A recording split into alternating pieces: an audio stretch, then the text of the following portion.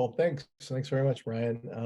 Welcome, everyone. Good morning or good afternoon, depending upon where you're coming in from. My name is Dave Donino. Very briefly, had a career in higher education for about 40 years. Ran a counseling center at Southern Connecticut State University. Also taught in a clinical mental health program for a long period of time. Still do that as an adjunct. Um, Part of my work has been with the Red Cross in the last, since the Twin Towers went down, actually, as a first responder for disaster mental health.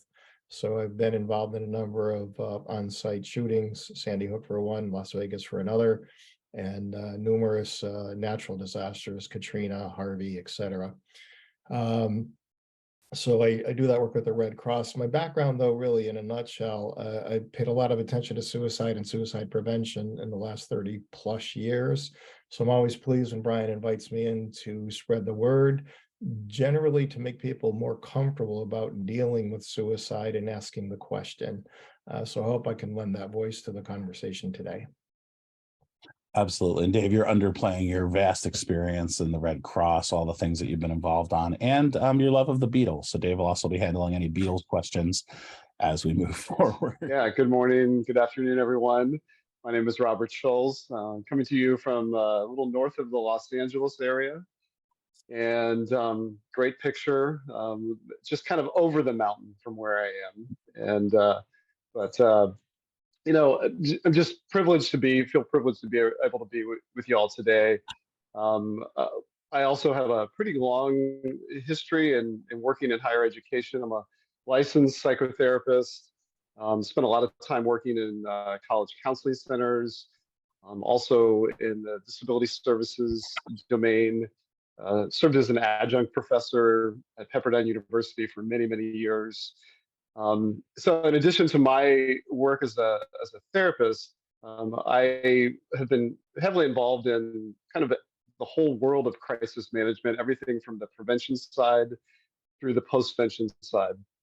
And I really enjoy my work with schools and universities, and have gotten into really working with even just some everyday workplaces that are paying more attention to the need to prepare, and love working with places that are looking to put a lot of attention and effort into the preparation before the crisis comes, but also there to help, you know, in the midst of and afterwards as well. And yeah, and just excited today. You know, this topic is one that I've spent a lot of time in my role in campus mental health. I oversaw the training for most of our clinical staff as well as our non-clinical staff, in helping them develop the skill set that they needed to help with a student who was in crisis. So I'm excited to share and learn from you all today. Cool. Very good to have you here, Robert. Also a great specialist in the world of motivational interviewing or motivational enhancement therapy. And like Dave, does some great work both for clinicians in this space who do assessments and treatment, as well as the lay population. So some real good expertise that we're bringing to you. Lisa. Hello, everybody. Welcome. I'm Lisa Kobach, and I'm a professor at the University of Toledo, where I primarily teach courses in educational psychology. This semester, I'm actually offering for the first time a course on classroom engagement and behavioral supports. And it's interesting because the students came into that class thinking, you know, it's going to be strictly behavior modification and such, which it is, but we really go back and talk a lot about the mental health issues that our students are facing, as well as our teachers are facing, and how to get everyone to a healthy place and then move them forward. And, you know, issues of mental health are just skyrocketing. I think you all know that, even for the caregiver. So I think that's an important piece that I'm focusing on a little bit more in terms of classes.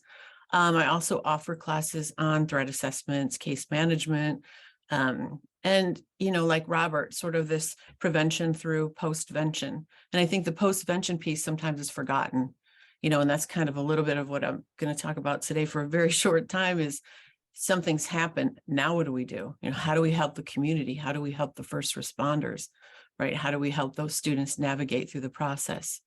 And I am very proud to be a member of the advisory board of the International Alliance for Care and Threat Teams.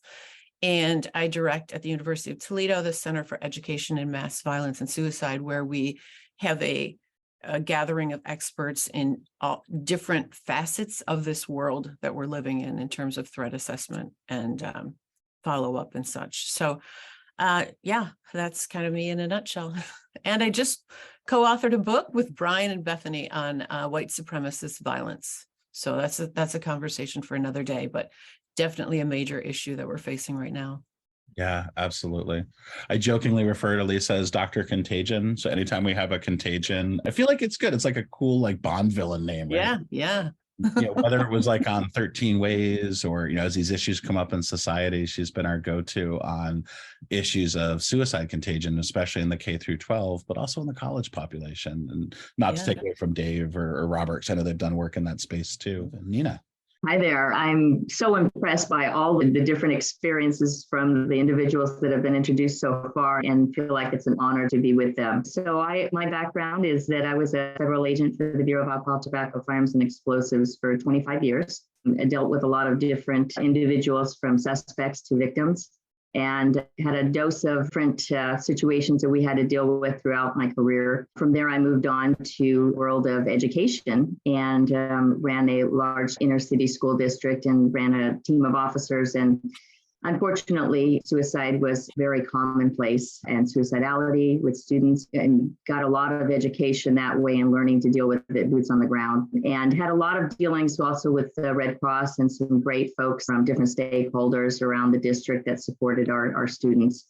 So just having a different background from education and from law enforcement. And then from there, I navigated to risk management school districts. So I'm so encouraged by all the people that are signed on today. I just want you to know that, DPREP is a good part of our mission is to engage with our clients. And these series are just a wonderful way to introduce ourselves to you. Hopefully we'll work again with you in the future. Some new folks have come on that I've shouted out online, Kenny Whitaker from SoCal, and just a host of other people that have joined us that we've never had contact with before on our website. So welcome and sit back and engage. Thank you. All right, well, that's our program today. Thank you. We're going to move on. I'm getting like the lengthy introductions, right? I'm Brian. I've been a therapist for about 20 years and ran 2 college counseling centers, do counseling center audits and suicide prevention work. A lot of work in this space, very near and dear to my heart. Proud to have Nina on the call too. Probably the person who's not really a clinician in this space, but the importance of having allies has pulled me into so many different law enforcement spaces where I'm like the ally in that space, talking about some of these issues. So I do think the idea of cross-training, and especially in suicide prevention, teaching people who are part of those groups to be able to both assess and work with folks to get them to treatments. That's why we pulled Nina in for lots of other reasons, but certainly that's one of the higher ones about her work in that space.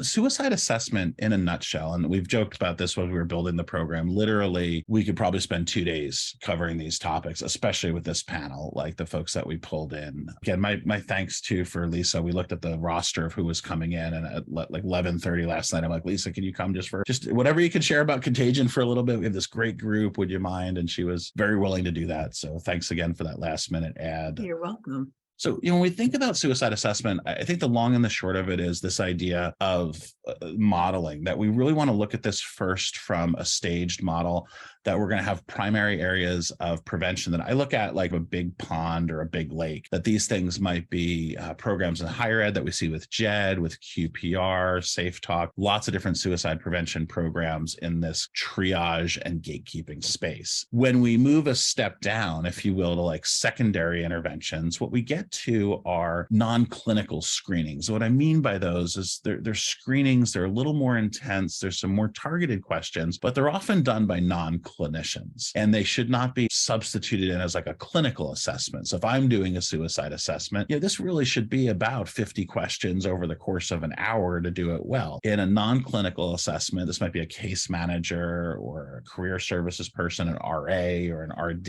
in higher ed. This is going to be more of a list of questions they're moving through to then bring them to the next level of assessment, which would really be those clinical assessments assessments where you might even have tools, tests, assessment measures, really looking at deeper issues of hopelessness, actionability, and lethality related to the suicide attempts. So the first thing we want to point out, to give you some fodder for questions, we do suicide assessment or working with suicidal individuals. We got to start with seeing this as a broad issue that really follows the primary, secondary, and tertiary models of response, that public epidemiological modeling. That's a lot of words. Let me go to shorter words, 3 words. When you're assessing suicide, it really is assessing the idea, the ideations, the thinking someone has in their head, perhaps I don't want to be here any longer, as that relates to the action, to the attempt, to the lethality, to acquiring means. There's a lot of fancy ways we're going to describe this. We're going to give you some hints as we go through around this, and we'll end with a measure that we have that's a great triage tool to help assess people. We'll give you access to that. But at the heart of all of this, it's looking at the idea of things aren't good. I want to escape pain. I'm not doing well, translating over to the danger of action. And that's really at the core of what we do. Thanks, Brian. And I just take 30 seconds. I want to follow up on something Nina said earlier, and it's kind of a PSA that she kind of linked into pretty quickly. But, the evidence of people contemplating suicide has gone up because of what Nina mentioned before, which is what's going on in the world. Politics, COVID for 2.5 years, are just generally our stress levels are up. So people who might have had some ideas about suicide and dying by suicide, it might have exacerbated that. It never plants the seed, but the stressors is definitely growing. The topic of suicide being multi-determined, it is what it says. It means it comes in from lots of different avenues. There's lots of different things that go on. Typically, it's not one issue that leads a person to think about dying or actually killing themselves, but it's multi-determined. And if you had to break that down very simply, it would be based on a number of factors that might be biological, first and foremost. That might have to do with race, it might have to do with gender or age, and there's different levels of how many people think about suicide and how many go on to die by suicide in all of those categories. So biological being the first one. The personal and psychological, I think, are the heaviest ones. And, Robert's going to speak to this, and Lisa might even dovetail in later on. But those personal and psychological reasons, first being biological and personal psychological. Loss of parents, things that happen in our lives to all of us, child abuse, drugs and alcohol. It's how we deal with that and how we mitigate that, how we are resilient or not resilient to that, and how things compound themselves. So there usually is a level of things building up to that crescendo of like, I think I don't want to be here anymore. And the last one can be environmental. Where do you live in the country? And you might say, why does that make a difference? Urban versus rural. In our other webinar that we're going to be doing, it's about access to weapons. It's about access to care. It's those kinds of things that surround us in our environment, where we're growing up, all those kinds of things. So multi-determined is a bunch of things that lead up to the thought about dying by suicide. So finding a way to live, it really becomes, and I like what you have here is like you pull one block out and the whole thing falls apart. What is that game called? I remember Monopoly, but not this. So yeah. So, building blocks are what our life is about. Do we have enough supports? Do we have enough people in our lives to keep us steady, to go to when we're in crisis or when we have, issues or problems in life? Hopefully so. We have to have people understand, certainly when we get to talk to them as lay people or as clinicians, that what they're experiencing mostly is temporary, and they can't adjust to the problem and they can't overcome the obstacle. So finding a way to live is by what you're going to hear today, doing an intervention, providing support, letting people know that situations change, as dramatic and as horrible as they might seem at a particular time, that they can change, and to get to that point where we can get them help. And that's a key point that you'll hear from Robert later on as well, which is if we decide to engage in the suicide question, and you need to know this, that people find relief in that. And Robert will talk a little bit about that. When you ask that question, it's usually met with relief. Yeah, this is a good one. Find the opportunity in ambivalence. And people generally, when they're on the kind of suicide bell curve, if you will, that things are going up into that crescendo, that window of 72 hours where they actually decide to die by suicide, and we can have that talk or that intervention that will bring that bell curve back down. So people are ambivalent up till the time that they actually attempt to die by suicide. And that means that they're not 100% sure, is it worth living or is it worth dying? So interventions become important. There's a lot of detail out there about people who have survived horrific suicide attempts, either by jumping off bridges or autocide, if you will.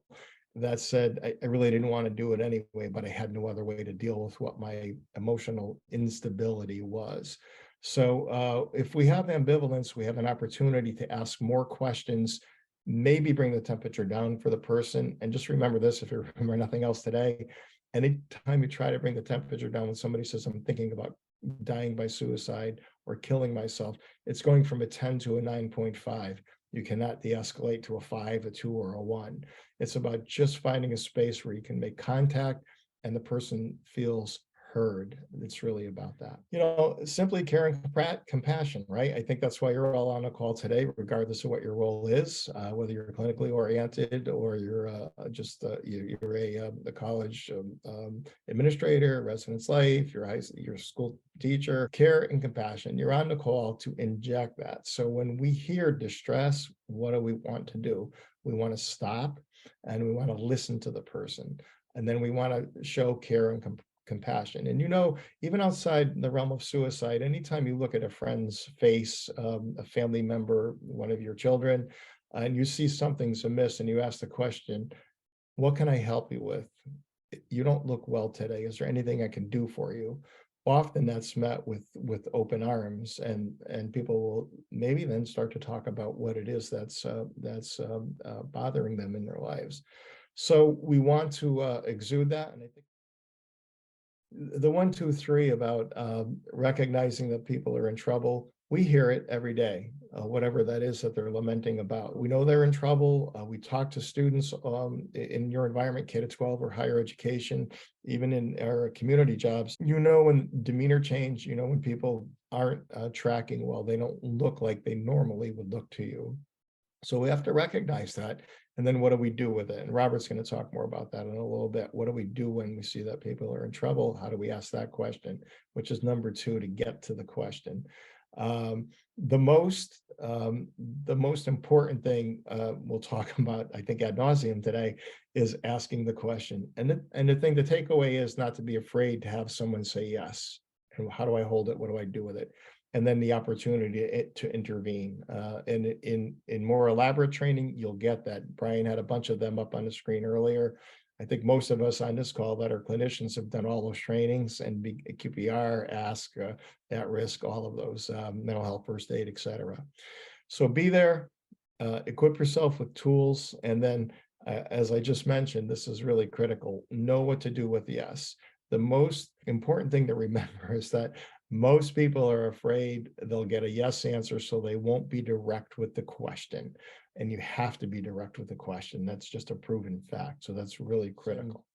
And just yesterday, Brian and I were talking about it because I had a meeting last night with do a lot of volunteer work with the Red Cross and training both clinicians and lay people to do crisis and trauma response. And I asked on the call of a couple of dozen people, who knows about 988? And 2 people said they did. Now, 2 out of 30, 2 out of 35 is not good. This rolled out over a year ago. It's a national number. If you don't know it, embed it into your head, because everybody, including clinicians, but most people who are not clinicians, can use this number to get assistance 24/7, and get a qualified person on the other end to help with the intervention. 988 versus 911 versus your state resources like a 211 line, they're all similar, but they're all different. In Connecticut, whether you dial 988 or 211, you will get to a person who can get you access to help. But 988 will work in any state. It was a federal mandate passed, so every state has it. How productive they are with it is still questionable, still rolling it out. The old Lifeline number, which you remember, the suicide hotline, if you will, is still active. That won't go silent. They don't want anybody dialing that 800 number and getting it's been disconnected. So that will stay active. And then here's the key thing, and this is my last point. The 988 was developed to broaden what the National Suicide Hotline would do. So it's support for people who are suicidal, people who have general mental health crises or issues, and it can entertain people that are dealing with drug or alcohol abuse as well. And remember this, here's a key point. If you're talking to someone and you're unsure as to what you should be doing with them, just ask them and gently tell them, look, I'm going to call this number and I'm going to stay on the line with you. And we're going to triangulate the call and we're going to talk to somebody who can help us through this, if you wouldn't mind doing that. And then you can make this call and have instantaneous help. So I hope I did that within my time parameter, and we'll move on. Thanks, Dave. Robert, you're up. All right. Dave, great thoughts. And I'm going to build on some of the things that you talked about in your slides.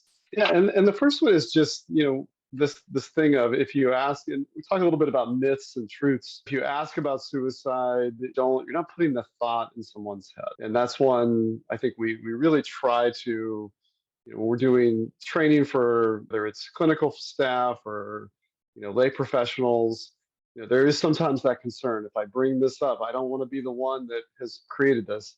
The truth is that thought has likely been there for some time. And as Dave mentioned, what I oftentimes will just see is just relief that they're sitting with someone who can ask the question and that can respond and be there for them.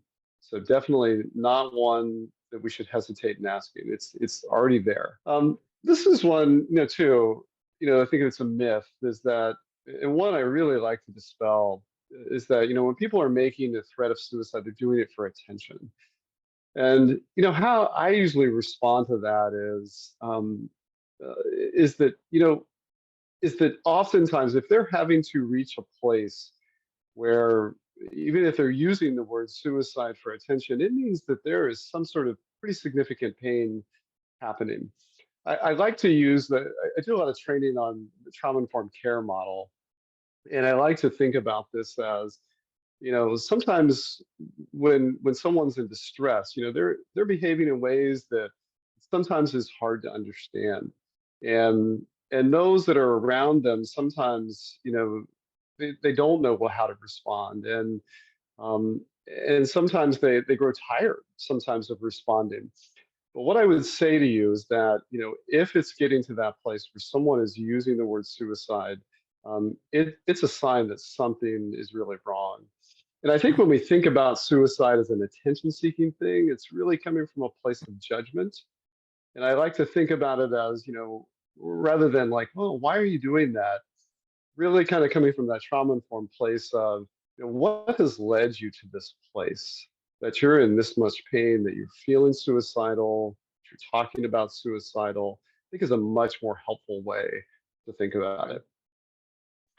Yeah, this one, I love Brian's picture that he came up with is that nothing we can do to help. It is sometimes difficult if you don't have a lot of experience sitting with someone that's in a suicidal crisis. There is, from the care provider's perspective, sometimes there's that sense of, oh my gosh, I don't know how to talk them out of this, or I don't have this sort of magic thing that I can do to move them away from this pain. And I think one of the most important things that we can remember is that right there. the most important thing we can do is just sitting with them, and that just bearing witness to their pain it is truly probably the most important thing we can do, particularly in that early stage of that intervention. And that, like Dave mentioned, there is that, if you're going into it with this idea that we want to move them from a 10 in terms of their intent and the seriousness of their suicidal thoughts to a 5, we're kind of setting ourselves up. But it is a slow, gradual process where we're helping ease people down. And it's this idea, if we go into it like, let's just go slow, and then oftentimes we start to get movement. If we go into it like thinking, okay, we've got to get them out of this, that's where sometimes we're even going to get more pushback from the person who's struggling. Yeah, and kind of just tying into that is, and Dave mentioned this too, like how about really learning how to sit and come from a place of compassion. And that word compassion is, different definitions of it. One of the ones I like is that it's really where you kind of enter into the suffering with someone. And I think we all kind of know like we've all hopefully been in that place where we've been maybe going through a hard time, and that difference of that person that can really is in it with us, and like they're really feeling us, and they're right there, versus the person that's just kind of sitting there with their clipboard. And that's one of the ways that's one of the things we want to just think about, is how to elicit that. How do we bring that into the room or into the space with the person, and just really kind of coming at it from this non-judgmental stance. And I think there's sort of the judgment stance. I think is kind of two different ways comes out. There's sort of that over judgment of, why would you do this? Your life is so great. You have so much to look forward to. That's judgmental. And then there's sort of that covert way of being judgmental, which is, it's kind of like, kind of trying to talk them into, well, you have so much to look forward to. But really, kind of coming at them from a place of, there you have reasons why you're here, and things are really hard and things are really tough right now. And just sitting with them, and from that position, helps them feel understood, and oftentimes helps them walk towards us and helps them, work with us more. Asking the direct questions, so important. It's one of the things we teach, whether it's the QPR or whatever suicide, program that you've learned, is being able to ask that question specifically. Are you having thoughts about killing yourself? Or, more open-ended way of asking the question is, what thoughts are you having about killing yourself? And as we get into more detailed training, we're asking specific and direct questions about, not just the intent, but the means of how they would do it, time frames. They're trying to get into, the really specifics of what's driving that suicidal thinking and behavior. So it's practice. And I oftentimes, when we're doing training with folks that have never had to ask the question, just getting the practice of being able to do that is so important. And finally, just to end on the idea of safety planning, I think if there's something to take away around safety planning, is the idea of specificity. Is that there's a lot of safety plans out there. You can Google safety planning and find a safety plan out there on the internet. What's most important is you're tying the person's safety plan to their specific risk factors. Dave mentioned some of the different risk factors, and it's really walking through it with the person and those in their support network, so that you really can start to predict, if this, then this.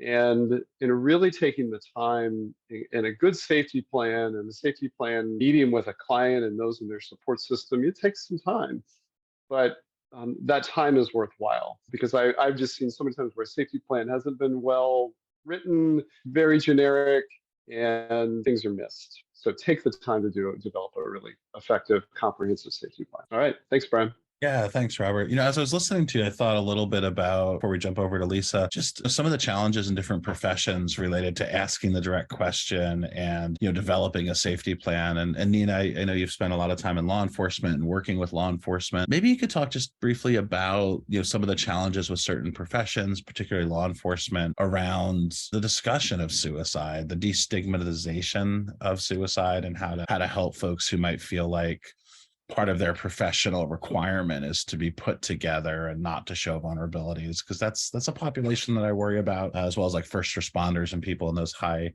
profile positions, if that's fair to ask. Sure. I mean, it can be very difficult when a lot of law enforcement is perceived as having A-type personalities that are very strong, that it's seen as a vulnerability, if you will.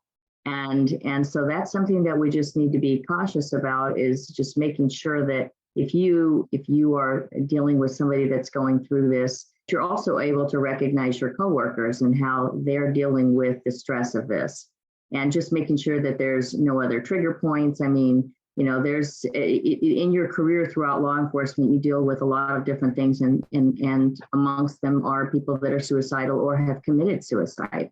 And they can bring out different things in your past that you have to also deal with at the same time that you're offering assistance to this person in need. So just realizing that as you go through this process, if you're in law enforcement, that you're also looking to care for each other and yourself. as you're going through this process, and that there's no stigma attached to mental health. But it's one that we still have to, that it still exists, but that we can get through, right? My apologies for putting you at the bottom here. I just felt like it's a natural You're good. progression. Go ahead and, obviously this is an area of specialty for you. You could teach this program by yourself. So anything that was said so far, if you want to underline it, go for it. And then maybe just walk us through some contagion points, but one's going to yeah, for sure. I think I want to piggyback a little bit on what Nina said regarding first responders. As many of you know, if you work with first responders or you are a first responder, there's struggle. That's the one profession where the very next day or 5 minutes later, you have to get up and go to your next call after seeing something pretty atrocious. So, and they're not the most openly communicative bunch. I actually had a family member who was a retired police officer who died by suicide. And we asked the questions, maybe a couple times of him, but what he did very, very well is mask his pain. So he sort of wore this mask. He was the boisterous one, the happy-go-lucky one, because he thought that's who he had to be. Again, with the stigma, especially in that particular profession. My advice, if you get a sense that someone is masking and your gut is telling you this person's struggling, then please don't push, but be persistent. Be persistent. Trust your gut. There's a book, The Gift of Fear, by Gavin DeBecker, and he talks a lot about that. Trusting your gut instinct. If you sense something's wrong, it likely is wrong. So I just kind of wanted to add that. And I come in, and I hate to be the downer, but my whole thing is we can have a safety plan. We can have all these best laid plans, and then something does happen. And then what do we do? So just a little bit about suicide, contagion, and clusters. There's some terminology real quick that you might have already, you might already know, but after suicide, we worry about clusters, and we do see this. We see consecutive suicides among members of that person's peer group, or we might see a cluster of suicides among those already struggling. And I think Dave kind of mentioned that a little bit too, because there is contagion. If you're sort of teetering on the edge and you are struggling, you see that someone else has done this and you think, well, their pain is over and that's where I want to be, right? So we really worry about these things. What's important too is communication after the fact. What do we do? What do we do in a school? What do we do on campus? Do we hide it? Do we pretend it didn't happen? So just for a minute of that, and a pact is just an agreement by two or more individuals to die. And pacts often do happen after a suicide of someone they know. We already know adolescents and young adults are most susceptible to contagion. Brian, I think, mentioned 13 Reasons Why in my intro. I don't know if anyone saw that particular film, but initially when it came out, there were details about the protagonist's death by suicide, close-ups of exactly how she did it. And that is the one thing that we talk about. Never, never go into detail, whether you're in the media or whatever else. Don't go into detail about how it happened, because they are susceptible and they do often feel hopeless to the extent they may see that as a way out, as I mentioned before. But we do worry with adolescents too, because of the frontal lobe, right? That prefrontal cortex isn't fully developed. So they may do it in a little bit more of an impulsive way than putting in that long contemplation of it. So what do we do? If you're, on campus in a school, in a workplace, you definitely have to acknowledge it. You can't pretend it didn't happen. But as I mentioned, you don't need details, just some information. You don't want them to start speculating and chatting. You want to shut down any rumors, but you want to be honest with them. And if you know there are close friends, close family, others struggling with mental health, that's the time to concentrate those efforts on those individuals. Get them the help that they need proactively. Because again, as I mentioned, probably on repeat, but there is definitely this means to an end sometimes that's going through people's head who are struggling. Now, there were, believe it or not, the contagion thing with me came from my frustration with media. I apologize if anyone's in the media, but do they not give us blueprints and detailed explanations of what gunmen do in mass shootings, from the minute they purchase the weapon all the way through to the end. They do the same thing very often, especially with celebrity suicides. We cannot, again, provide details, and I mentioned it, but I want to give you an example. Sometimes you'll see news media or maybe even a principal who just doesn't know what else to say, saying, a local depressed student decided their life wasn't worth living. So they purchased a rope, drank a bottle of vodka, and died by hanging. Absolutely not. Something to say instead. There was a suicide in our school yesterday. If you need any assistance, we have people from different faiths and backgrounds here that are willing to help you. And again, knowing in advance, hopefully already, who those students are who are already struggling. It's important that you always know your local and national resources too. Yeah, and we want to kind of open it up for questions here for a little bit. The last thing I'll just show you is a good suicide assessment. And this is some stuff we'll get into in the next program if people are interested or if you have questions about it. We've done some writing on this. Really is that teeter-totter assessment between the risk and protective factors. This actually plays in threat assessment as well. So when we think about suicide risk factors, we've written on this and talked on it. Different programs look at it. People who are feeling isolated, having access to pills, a negative outlook, a preoccupation with death, hardened fixed thinking, difficult access to medical care, things like writing a note, feeling locked into one way of thinking, alcohol and impulsive behaviors, mentioning a time and place, location, self-harm is a risk factor as well. Sometimes suicidality, self-harm is present. Sometimes it's a secondary. Feeling finished, overwhelmed, difficulty at work. There's also populations in a top of this, 16 to 21, the LGBTQ plus community, being a male over 65, having access to a firearm, military, a lot of things that we look at that are risk factors. And that's what we do training on more directly. They're also balanced amongst the protective factors. So when we're looking at someone's suicide risk, we want to ask, do they have friends and family, a support network? What's their resiliency look like? Their ability to cope with difficult times? Do they have future goals, a sense of hope, nonviolent outlets, places that they can feel safe, access to medical care? Pets can be really powerful. I don't want to, downplay the hopelessness that some feel through suicide, but sometimes a simple snuggle from a fuzzy little buddy helps out immensely. You can almost do a whole program on pets and dogs here with our presenters. The Fox Den in some ways is this, right? A safe place, critical thinking skills, hobbies, connection. So we're really looking at the risk factors, but also the protective factors, the anchor factors as well. So that's the main program here. One of the things that we will offer for everyone is access to our Pathways program. Pathways now has a suicide navigation option within that. So that'll be a link that comes out. You can take a look at it. If you have some questions, feel free to hit me up and I can explain that to you. But it's a triage tool that we developed that's useful. We'll give everyone a month or two access to it. And happy to talk to you more about how that tool can be part of a care and bit team approach. But let me shut off the recording.